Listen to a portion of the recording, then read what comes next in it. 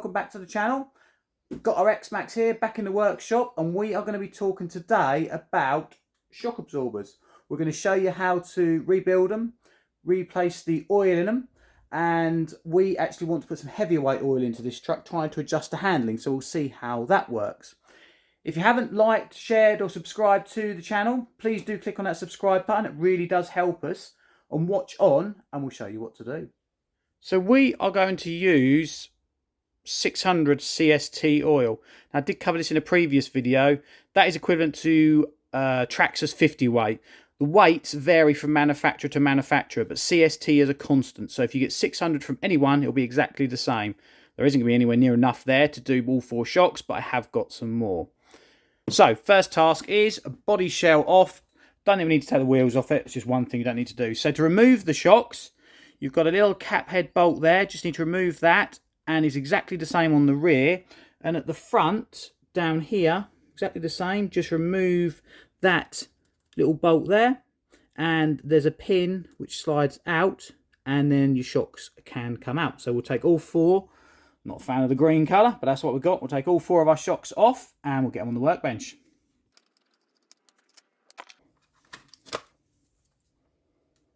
There is one of our shocks off. I have just put a spare wheel I've got underneath so the truck doesn't fall to the floor. You need to know also that the top screw is longer and the top pin is longer than the bottom one, so make sure you don't get them mixed up. So we'll get other 3 shocks off and then we'll be back to the workbench. So here we have all 4 shocks are off the car. You can see the pins here. I've checked none of these are bent. They came out all nice and easily. If they were bent, then I'd replace them. If you just roll them like that, you can tell whether they're bent or not. And these are the shocks. So exactly the same front to back. The only difference really being we've got a little bit more preload on the rear, interestingly. Might have to look at that, than the front. So it doesn't matter if you mix your shock absorbers up. One little tip, you might find there's loads of dirt in the heads of these little screws, so they're difficult to undo. So just get a small scalpel or something small enough to pick that dirt out, and then they'll come out easy enough. So what I'm going to do, I'm just going to take one of these shocks and rebuild it for you guys, because they're all exactly the same. But what I'm going to do first is I'm going to remove this little bolt here, which holds the bottom shock collar on. And then I'm going to give the shock a good clean before I take it to bits any further, because you don't want any of this dirt getting in any of the seals or anything. You can see how, I mean, that's the colour it should be. You can see the colour it is. So there's our spring off. And at this point we can actually feel whether there's any problem with the shock. If there was a tight spot when you push the piston in, you know you've got a bent shaft, and we'll show you another way to check for a bent shaft later.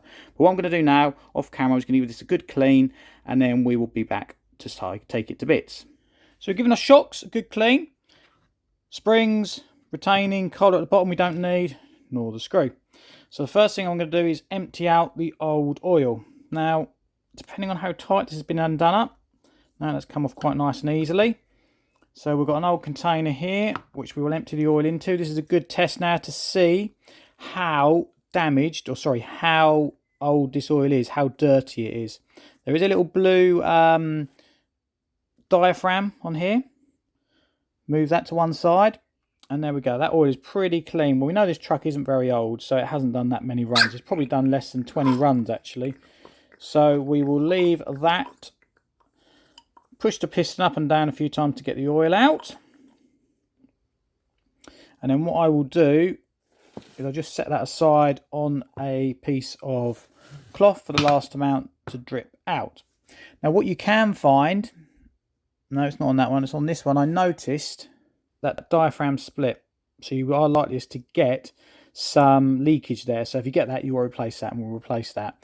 And what you've got, I think it's about £9, $9. You get all the assembly for here, which is all the seals and everything. And if your shock leaks, this is what you need to replace. So what we'll do now, I will show you how we take this to bits. So we need to remove this shock cartridge here. I've just removed this little dust cover here, which is prized off here. It's a 22mm spanner, or I found a 22mm spanner fits on this perfectly. You can use an adjustable, and that should come off there quite nice and easily. Now, as standard, these shocks come with 30 weight, Traxxas 30 weight, which I think is a bit light. So hence we're putting the heavier oil in here. We're putting the 600 CST or 50 weight Traxxas in there. So that comes off there like that. And you can see straight through there, is our damper tube. Check that there's no dents in this, because if there's a dent in it, then your shock won't move up and down freely. But you'll feel that when you try the action of the shock, as we did earlier. Now, what we want to do now is, if you were replacing all these parts, all you need to do is take off the piston or the eyelet. Now, I will take both off just so you can see how it goes, and then we'll show you how we would assemble a new set of these. So the first things first, I think it's a 5.5mm nut on there, which we will just undo. Sorry, that's actually a 7mm.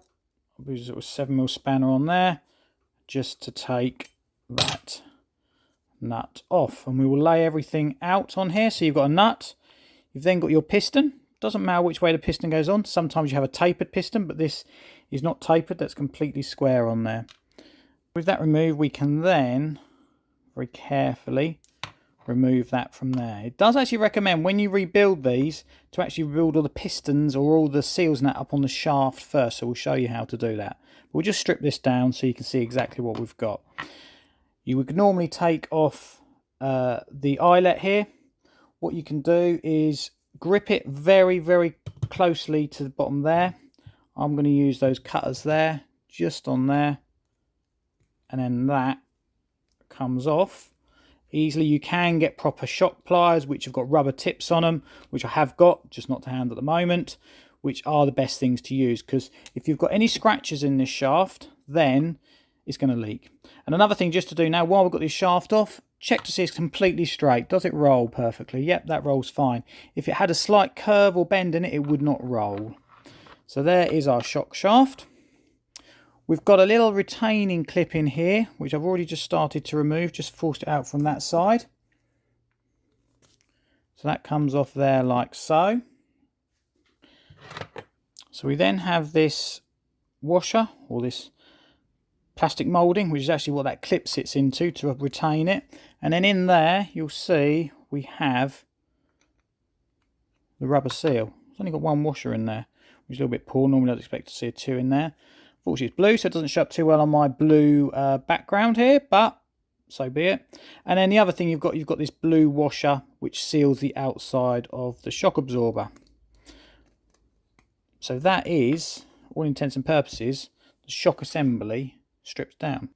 So this is a shock stripped down. One thing I did notice, or didn't show you, there is actually a washer that goes on the underside of that piston. That's to stop the causing a hydrolock when your shock is at the bottomless or at its full extent.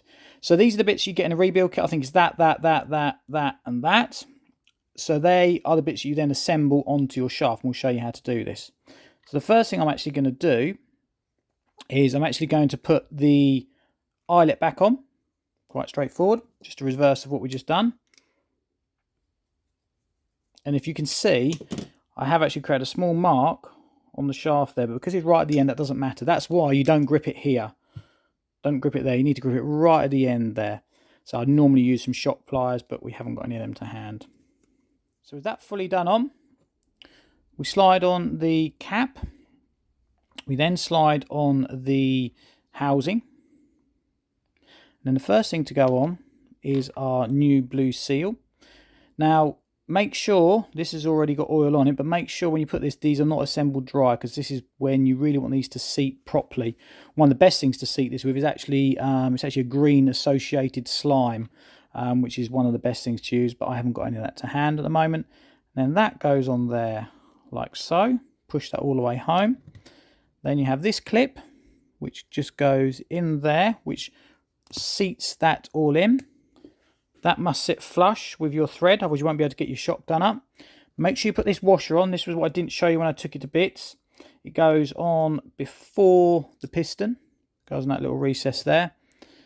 And then your piston goes on. And then your nut goes on there to hold the piston. If this nut has been taken off a few times, then I would replace it, because you don't want this coming undone. This is a nylock nut, so it shouldn't come undone, but obviously the rubber or the plastic part or the rubber part in it tends to wear if you undo them too many times. Same problem you get your wheel nuts on some of the cars. Do that up, doesn't need to be over tight. In fact, you don't want to over tighten it because it will distort the piston. So that goes on there like so. Feel that, does it move up there? It'll be very stiff, but it should be quite smooth. Just push on the dust cover. And last of all, this is the seal, which gives it seals it to the actual shock body when you do it up. And that just needs to go to the base of that thread. Don't be scared to put too much oil on this when you're actually putting it together. You can always wipe it all off. It's better to have too much on here, in my opinion, than too little. So then push that in there. Make sure, again, we'd always check everything moves freely. That moves freely in and out of there. If it bound or binded, you know you've got a problem. So we'll do that up here. Make sure this is right at the top of the thread. It doesn't pinch. When you start to do it up, it should disappear evenly. You don't want to see parts of it bulging out. And then we'll get that spanner back on it and we'll just do it up just over hand tight. There we go. And one final check. It's relatively tight but smooth. So then we can come on to filling it up with oil.